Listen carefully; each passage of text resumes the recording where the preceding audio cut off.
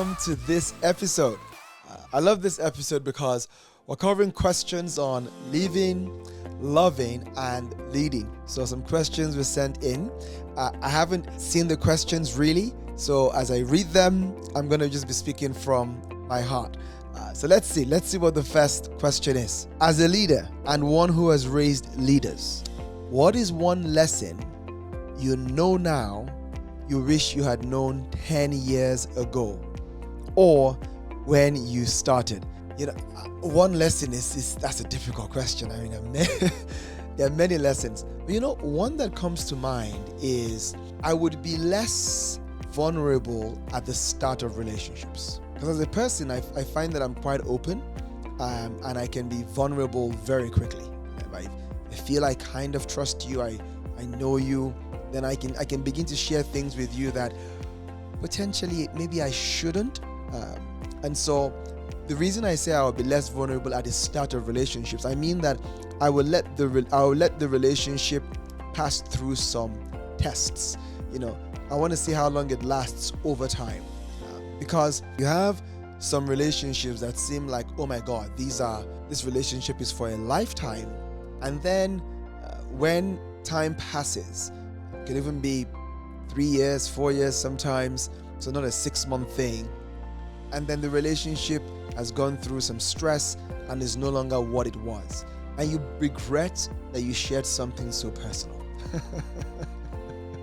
Right? And I'll say this, as a leader who also raises leaders, I've also seen how sometimes people share so openly because it's part of their healing. They're looking for validation. They're looking for help and healing in the wrong way. They're doing it as a way to people please. So I would also assess, from my perspective, when I was going through counseling, there was that sense of, why are you sharing so much so soon? So that's one key lesson that I would say I have learned over the years. I am not saying not to be vulnerable. I'm not saying not to share. I'm just saying how much you share with X person and how soon you share it. Let people earn your trust and what you share with them over time. Okay, I'll pause there. Next question. What one thing do all good leaders have in common?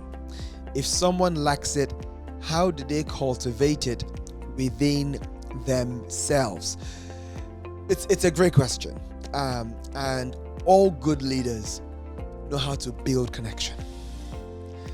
All good leaders, the essence is they care about people.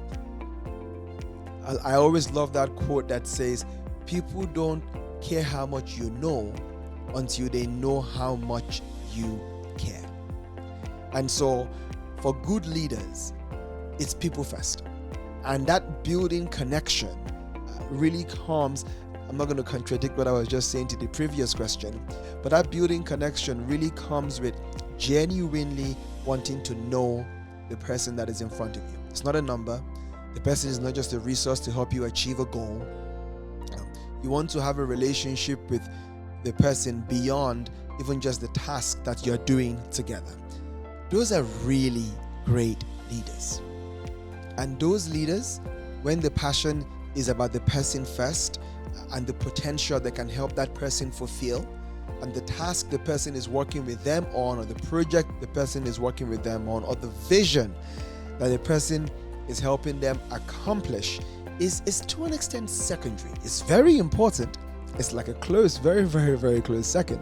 But the people are more important. And that connection also builds by the leader being vulnerable. And I'm not contradicting what I said before, but if connection is going to be built, the leader is going to have to show some vulnerability, show some, as it were, weakness. Not put up this macho front, I have it all together. If there's a tough time and it's really stressful, the leader acknowledging that right now it is stressful. I feel stressed. This is how I'm coping with it. How are you coping with it? Maybe you can learn something from me, but who knows? Maybe I can also learn something from you. right? So great leaders do that very well. In terms of if somebody lacks it, how can they cultivate it? I think is reframing in terms of what is important. First things first is the way I look at that.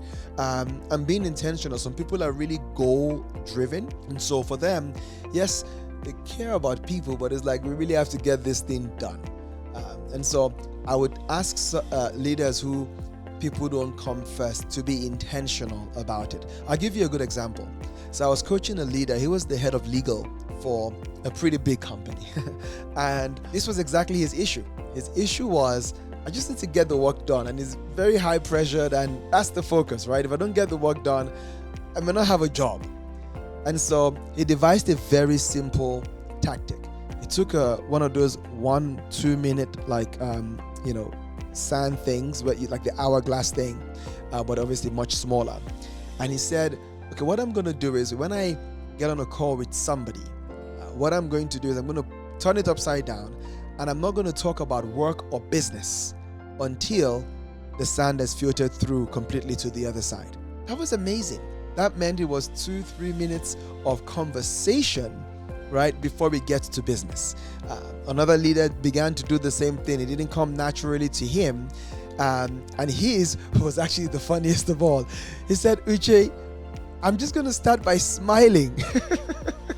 I'm just going to smile more, and begin to show people that, I'm a human being. I can smile. And then the second thing that he did was, I'm going to speak last.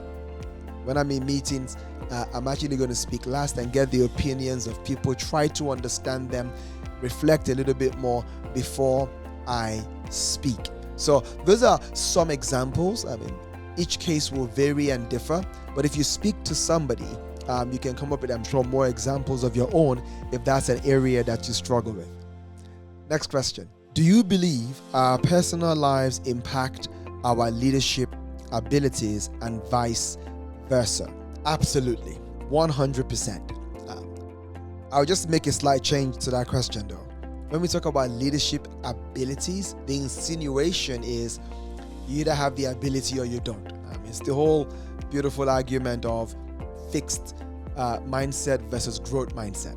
In the fixed mindset, it's traits. It's looking at, for example, somebody's level of intelligence, which they were born with, and so it's rather fixed. If you were not born very smart, then hey, you're not going to be that smart. So when we say leadership abilities, I actually like the question is bringing this up, because I believe that there are leadership capabilities. I believe there are leadership skills. I believe there are leadership capacities, but not ability, because we can all grow as leaders. And does our personal lives impact our leadership skill, ability, capacities, capabilities? 100%. I believe that who you are at home is reflected at work. That's the honest truth. Who you are at home is reflected at work, and vice versa. I learned so much from the people around me at home, and I implement that at work. So at home, the way I handle pressure and how much shorter I am with the people that I love and live with tells me a little bit more about how I handle that pressure at work and what I need to do differently. So there's definitely that cross-pollination, if you want to call it that. Next question. People struggle with maintaining fulfilling relationships while also pursuing ambitious career goals. What strategies do you recommend for finding balance? Wow, this is a really good question. And my answer might be a little bit shocking. I've come to realize there really isn't anything like balance. Trust me, there is. I've been an investment banker. I've been a recruiter. I've worked in talent management. I run my own business. I've worked in-house as a coach in an organization. Now I run my own business. I'm a a lay pastor in my local church. It means I volunteer, I don't get paid, but I'm very active and I lead many teams. And one of the questions I get asked all the time is, how do you do it all? If I was going to summarize it in one word, the word would be present. When I am with my wife and my son, I am there. That's it. I'm literally there. That's the most important thing at that point in time. And that could be for, let's say, an hour, but I'm there. And then when I'm at work, I try to zone in and focus and be there. So being present in what you are doing. When I'm eating and having a break, I eat and have a break. That's one of the key elements when it comes to having some sort of balance, right? There's another very important point, which is flexing. You have to flex to the situation and the season that you are in. So, a great example, at the time of me recording this podcast, it's a very busy week for me, like a very, very busy week. So I know that this week is a week where I won't be able to do as many things on the personal front that I want to do. And that's okay. That's what this week, or it could even be a 2-week period, is like. I remember over one 2-week period, which is not irregular in my calendar, within, I think it was 10 or 12 days, I was in Frankfurt for one of them. I delivered like an offsite for an executive team. Then I hopped, I came back and I hopped over to Dubai, delivering a leadership program. And I came back, didn't wait 1 or 2 days, and I hopped over to Nigeria. It was a crazy time. But when I got back from that, intense period, I made sure that I leaned in a hell of a lot more on the home front. So that's what I mean by the dance and the flex. Work-life balance, it doesn't exist as far as I know. And one lesson that I've given, number of times over again, particularly when it comes to dealing with clients, is I said to one client one time when she described her wonderful goal, I said to her, you can have everything that you've said you want to have. You can have everything in life that you want, not just at the same time. Not just at the same time. And that's where we begin to get into the point of priorities. What are you prioritizing as the most important thing for you in this season, right?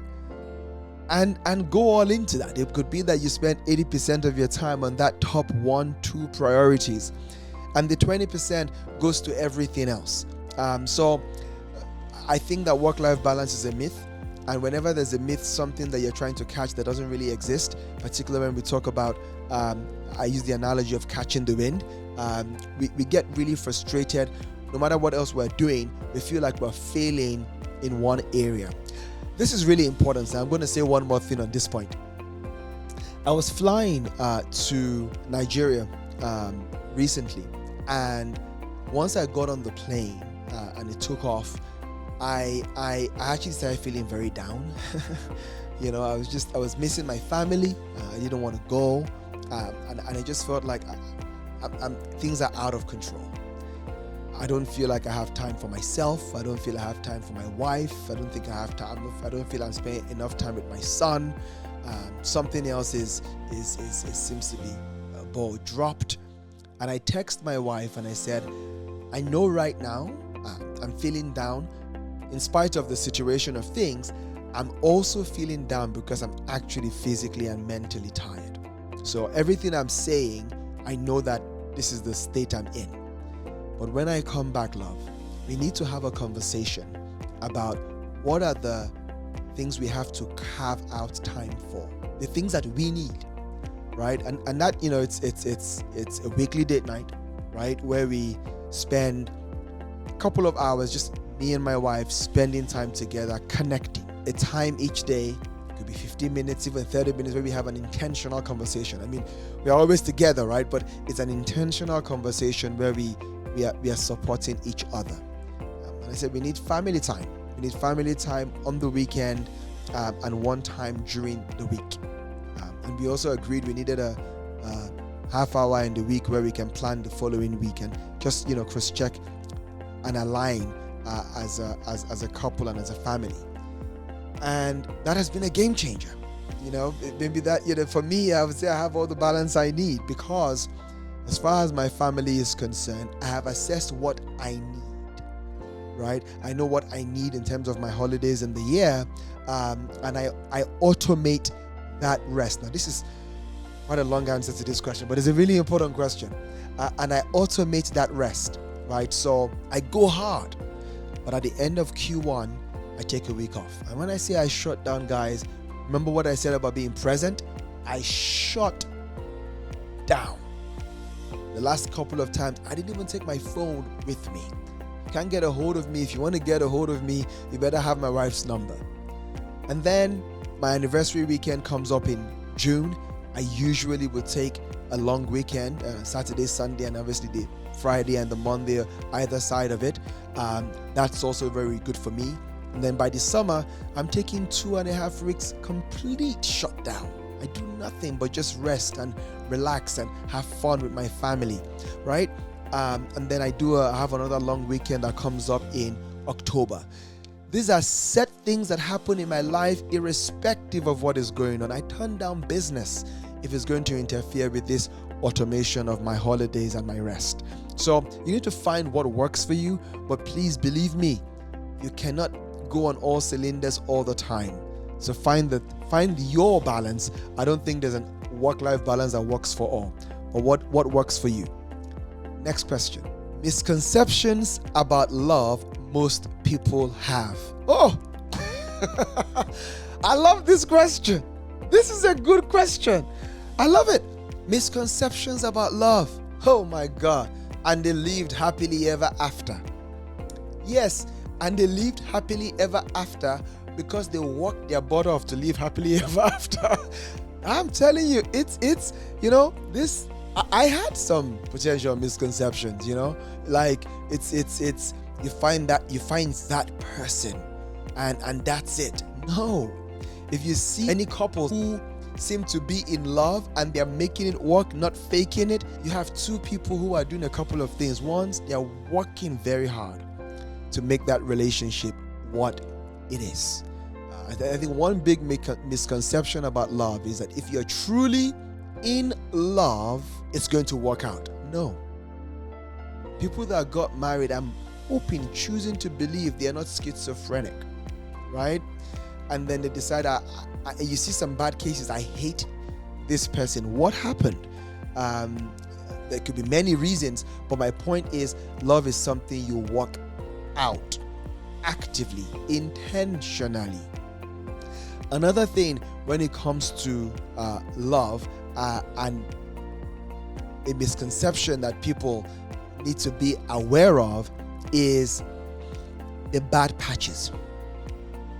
There are going to be times in I'm talking about romantic love here, let's say husband and wife.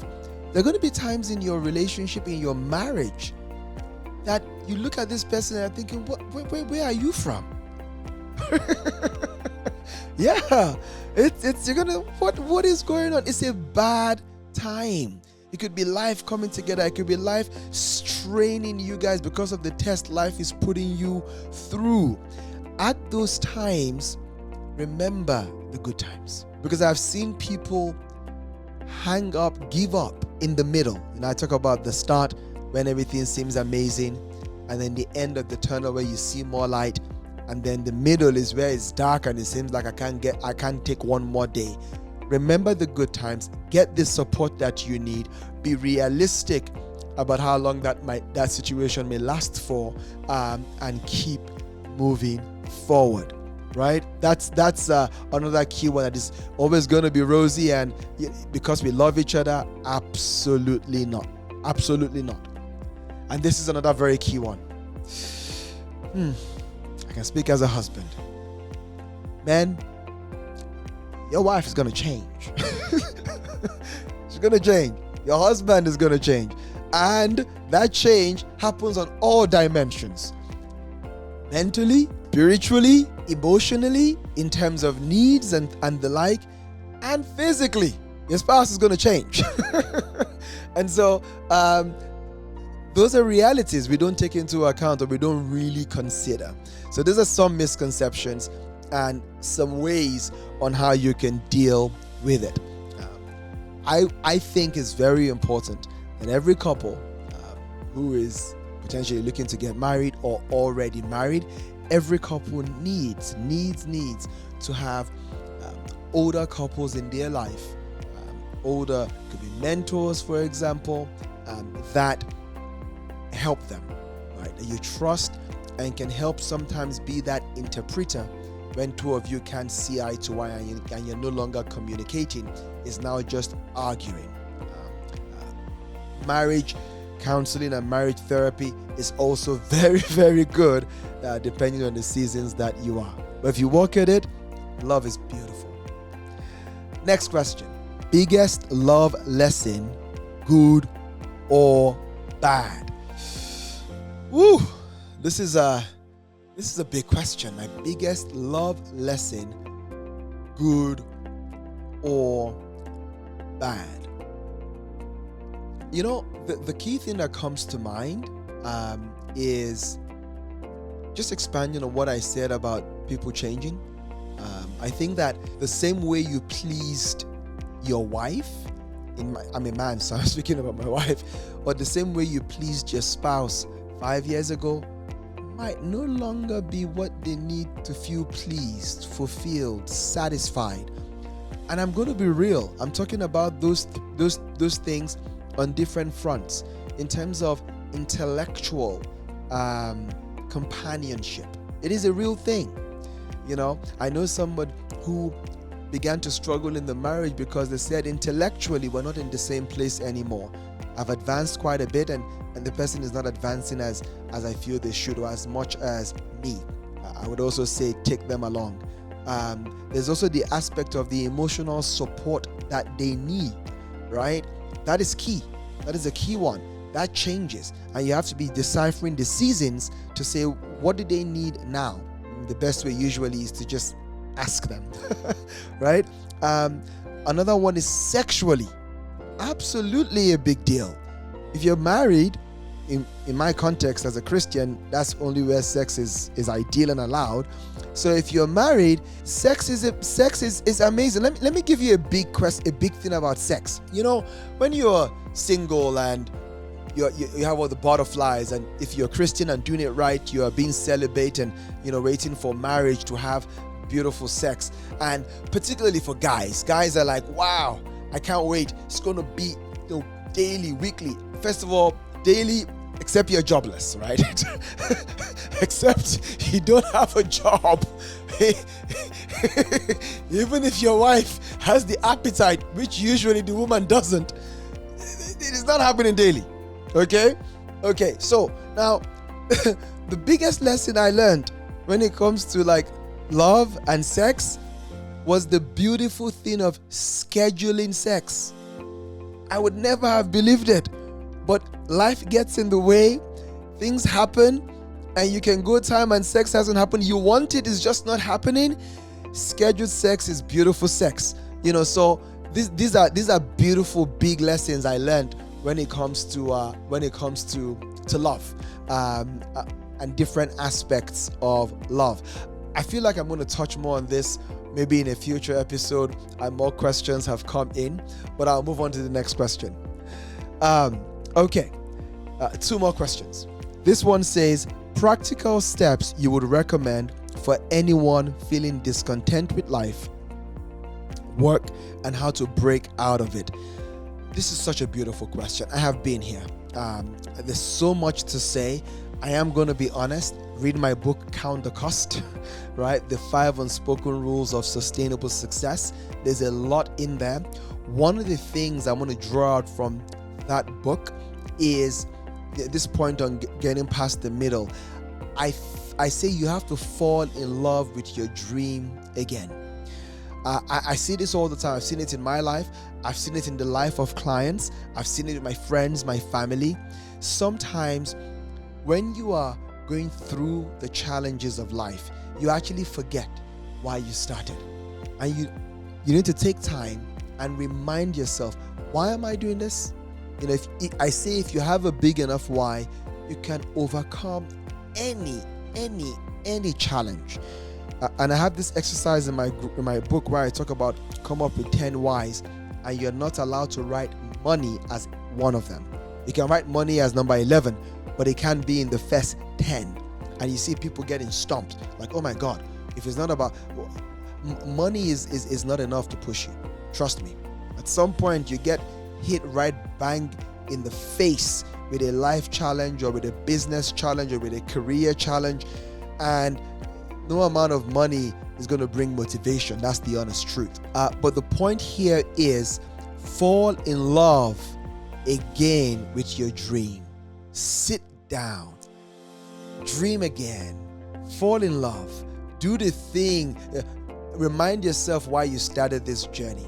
Remind yourself, relieve the reality of what it would be like when you achieve some goals, or at least the next phase of your goals. Fall in love with your dream and connect with somebody who has been through what you're going through and has come out on the other side. Not just one or two. Connect with as many as you need to connect with until you start to feel alive again, and do that in a short period of time. Okay, so that's one key tip I would give. But read my book, Count the Cost. It's an amazing one. My other book would actually be out by the time you are listening to this podcast, or shortly after, and it's Why You Should Not Try and 21 Unconventional Ways of Recharging Your Will to Win. Can't wait to release that book and have some of you read it as well. Final question. What have you learned about yourself since you started recording this podcast? I've learned a lot, but one of the things that I love about doing this podcast is I counted the cost. I counted the cost, not only financially, but also what it will take to do this sustainably. We're coming up to almost a year since I launched the podcast, and sometimes you look at maybe the views or any of those things, and there's always a lead time. Before a plane takes off, there's a runway, and you have to remain on the runway, gain enough momentum, and then you lift off. And this is the runway season. This is the runway phase. This is the phase where you have to just be consistent. Imagine a plane goes on the runway, gets off, goes again. It's never gonna take off. And so I've learned a key thing about this podcast, which is the why I am doing it. And I always follow the principle of the one, that if one person is impacted, it's worthwhile investing the time. And in this case, hundreds, thousands, and millions will eventually be impacted. So I'm excited about the podcast, and the will to continue is very much there. I hope this has been exciting and helpful for you. If it has, please like, comment, give it a 5-star, but more importantly, share it with somebody else. Send in your question so I can answer it in the next episode I do like this.